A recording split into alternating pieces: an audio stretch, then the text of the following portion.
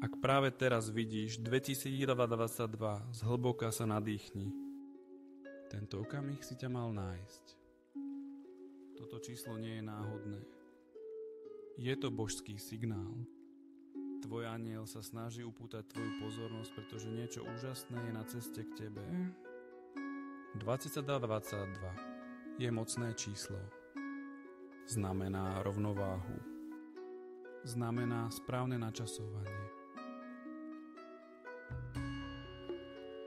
Znamená to, že všetko, na čom si pracoval a sa v zákulisí zosúľaďuje.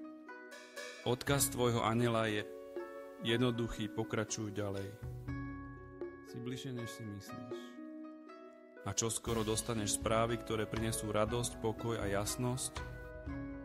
Prešla si mnohým, spochybňoval asi cestu. Mal asi chvíle, keď si sa pýtal, a či toto všetko naozaj niekam vedie. A odpoveď znie áno. Každé úsilie, každý krok, každý okamih, keď si sa rozhodla veriť v seba, mal a význam. Nebol asi zabudnutý a nemeškáš. Si tu presne na čas.